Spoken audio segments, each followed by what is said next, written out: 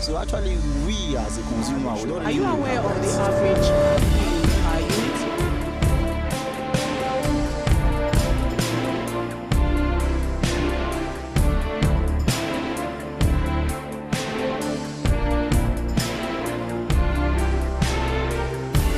All of you are kings and queens in your own home, with your own throne, and you can sit up and decide and let the business continue to woo you.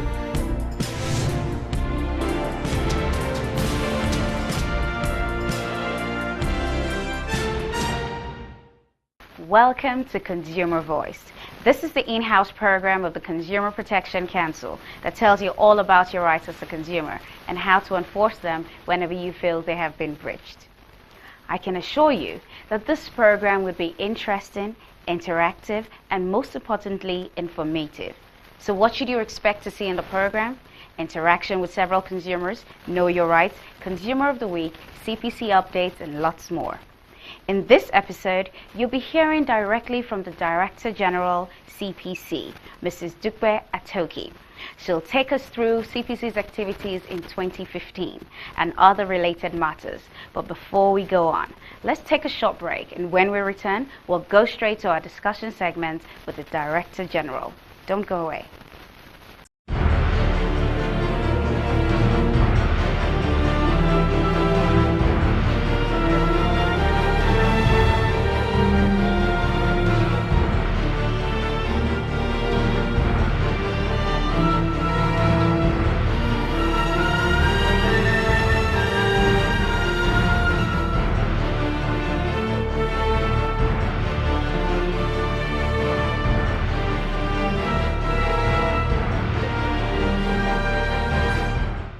Welcome to the interview segment of the Consumer Voice.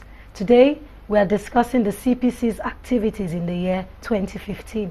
And I have with me in the studio the Director General of the CPC, Mrs. Dukbe Atoki. You're welcome, madam. Thank you. You have been the Director General of CPC for about 2 years now. How has it been? Oh, well, it has been eventful and challenging. Before my assumption of office, businesses appear to have become used to the culture of impunity. Rather than consumers being kings and queens, as we say, businesses were the lord in Nigerian marketplaces. To change this culture has been tough, but we are gradually getting there. When you took over as DG, we understand that you intended to focus on consumer education. Would you say that consumers are better educated now? Consumer education was my focus on assumption of office and remains my focus even up to now. The reason for this is not far-fetched. On assumption of office, a survey I conducted nationwide revealed that consumer awareness of their rights and responsibility was abysmally low. The survey also revealed that only few consumers in the country knew about the existence of CPC, needless to say its mandate. Over the years, dealers and service providers capitalized on the said ignorance of consumers to exploit and deny them value for money.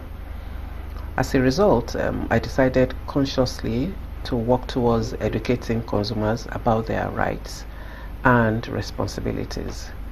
I also made sure that the activities of the council are well publicized in the print, electronic, and social media.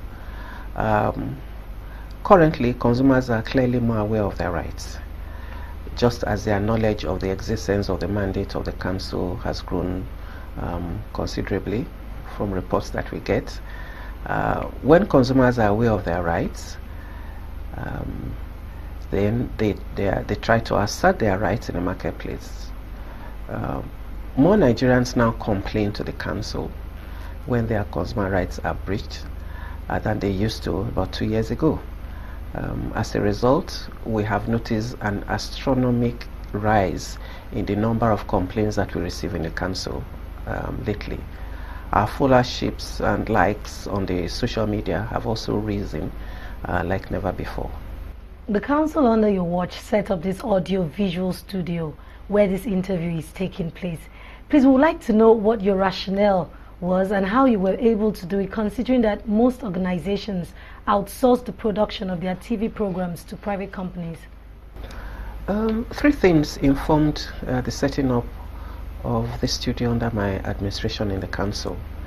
The number one reason is the need to constantly educate consumers, while the other two reasons are the paucity of funds and the desire to ensure sustainability of the council's awareness campaign programs.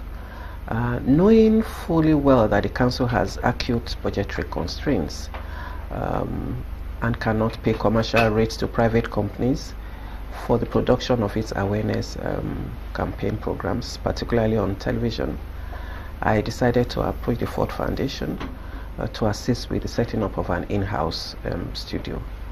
At the inception of the studio, the council staffs were trained in all aspects of the TV production by a consultant.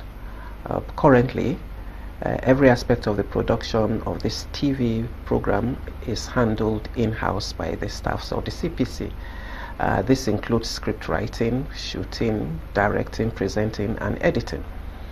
This has saved the council and the federal government a huge cost of production of a weekly television program, as we very well know what that entails. Also, because the studio will continue to be here even when I'm long gone, and the staffs are already trained and equipped to produce, sustainability is likely guaranteed. Even our zonal offices and staffs are also trained to produce, so we get input from them in the 6 geopolitical zones of the country. Kudos, madam. One of the primary mandates of the CPC is to provide redress for consumer complaints. Can you confirm that this mandate is being achieved?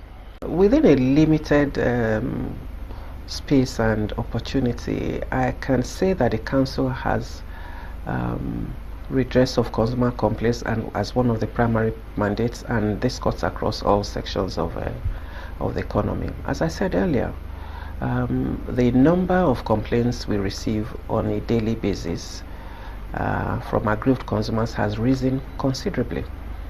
I'm satisfied that so far we have been able to put smiles on the faces of many Nigerians who have complained to us.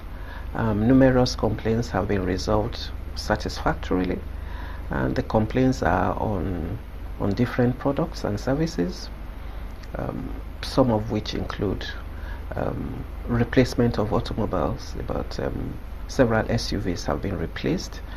We have satisfactory responses from complaints arising from telecommunication, electricity, banking services, TV, pay TV, electronic gadgets. That's where we record most of our success stories, because we have consumers coming back to say a new television has been replaced, a new fridge, and so on and so forth. We have the housing, household items, and construction,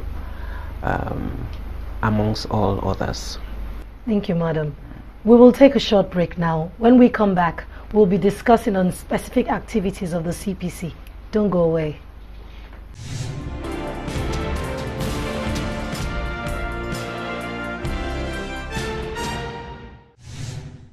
Welcome back. If you're just joining us, we are discussing the CPC and its activities for the year 2015, and we have no other person in the studio but the Director General of the CPC herself, Mrs. Dupe Atoki. However, you can follow us up by catching up on Facebook, our Twitter handle, and our website. Our contact details are being scrolled on your screen right now. Madam DG, in the past 1 year, the CPC has been in the news over its investigations of the activities of some service providers. Please, what informed your action in this respect, and what is the progress report? Thank you very much. That's one area that's very close to my strategy. That was one of the mandate of the council that I activated fully after I assumed office about 2 years ago. The power to investigate businesses for acts that may be inimical to consumers has always been there in the law establishing the council. However, that provision was not put into use as appropriate prior to now. So